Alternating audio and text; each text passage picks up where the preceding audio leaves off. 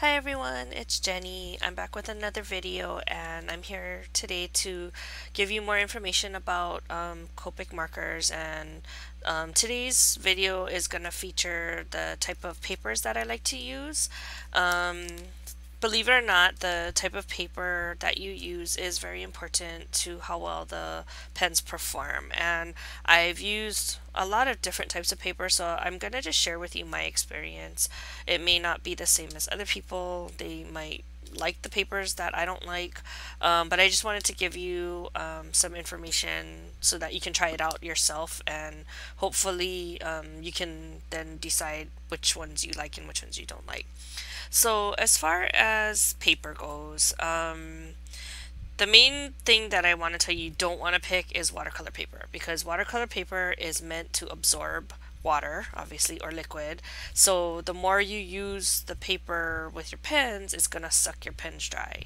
So you might still get pretty good results, but you will probably lose a lot of ink in the process. So that's one that you really want to avoid with using these pens. Now that it's a different story when you're using other pens, like maybe distress pens, which was something you probably will want to use your watercolor paper with.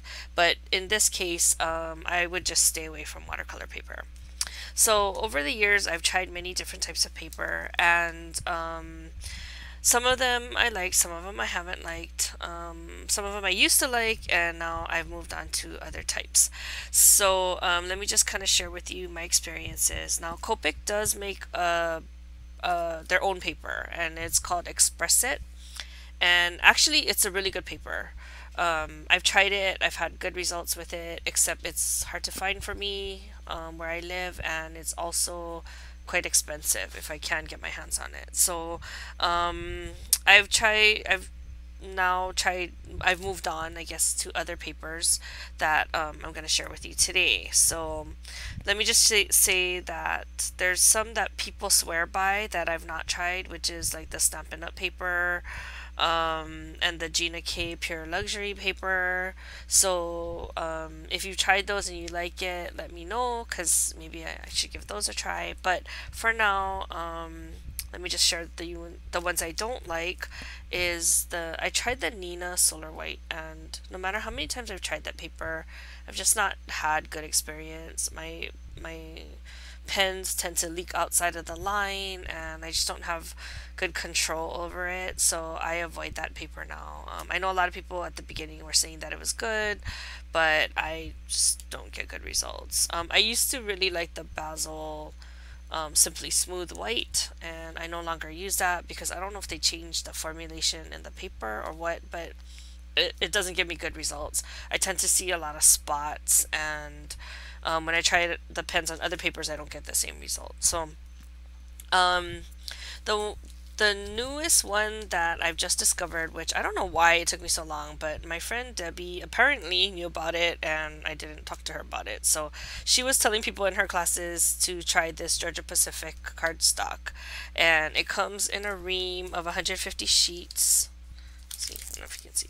150 sheets, 110 pound. It's white, bright white, and you can, like for me, I have a hard time finding paper or cardstock that will run nicely through my laser printer. So I've been having a hard time. Like even the other papers that I buy that I use a lot, it doesn't give me good results. Like it looks like there's ink that's smeared on it, and anyway, this one, it's like the only cardstock that I seem to be able to use in my laser printer that it won't bleed when I use it. So this is kind of my go-to when I want to make digis. Sometimes when I'm getting ready for craft fair, I'll use some of our sister stamps images and I'll blow it up. And this is the only paper that I can actually use color and get good results on. So this is a good buy. I think it was only like $6 or six something for the whole ream, and I found it at Walmart. I tried to look online for a while because for some reason in Hilo somebody was buying up all of this cardstock, so I couldn't find it for a while.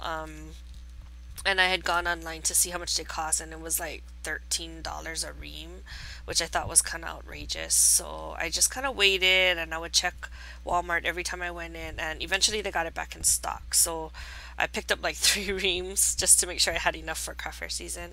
But anyway, just try to check your local Walmart because that's probably the best deal that you'll get. Okay, the next paper that I want to go over is by Paper Tray Ink, and this is what is it called? I think it's just called White or Stampin' White or something like that. And it comes in several size of the packs, but I just buy the biggest pack. It's 40 sheets of white, and it's only $6 for 40 sheets, and it's a pretty good weight. It doesn't run through my printer that well, so I don't use it in the printer, but it does take the ink well, and it doesn't tend to bleed outside. So for a good economical paper, sometimes I'll pick up the Stampin' Up. I mean, not Stampin' Up, sorry, Paper Tray Ink. Okay, and the last one that I actually prefer now, and this one I found out from my friend Debbie. Hi, Debbie. She told me about this paper a while ago, and I don't know why I just didn't ever pick it up. I think it was because it was hard to find here in Hilo, and it's called Curious Iridescence, the Cryogen White.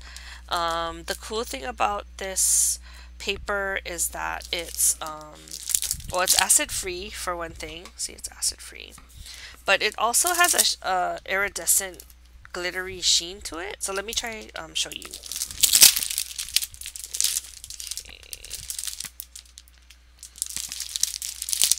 Let's see if I can. Are you gonna be able to see that? Oh, there. See how it has like a sheen on it. Well, anyway, so after you color up your images, you'll still see that sheen, so it's kind of cool. It also comes in like a ivory color or a cream color if you prefer that, but I usually tend to like white, so I'll usually just buy the white. Now, the only place that I can find it here in Hawaii is at Fisher, and it is about $10 for 25 sheets, and it comes in this pack. I am not aware of any other stamp or like stationery stores that carry it, but I could be wrong. Maybe they do and I just am not aware of it.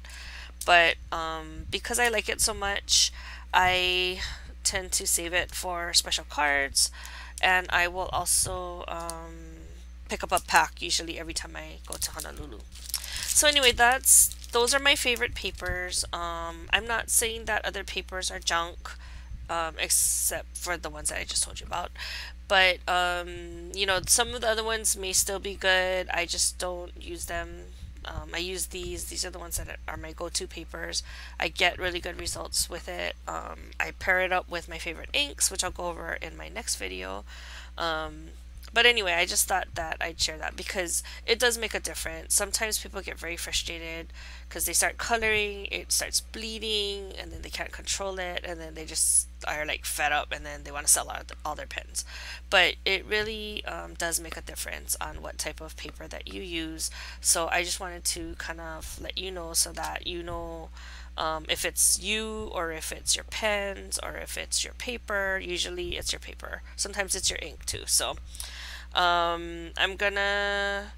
I guess what I'll do is I'll leave a note in the description box below the different types of papers that I feature here in this this video, so that you'll have quick reference. And if you have any questions regarding the paper or anything else about Copics or what you want to see me do a video on, then leave me a comment down below and I'll try to either reply to you directly or I may address it in another video. Okay, well, thanks for watching and hope you found this information useful. I'll see you in the next video. Bye!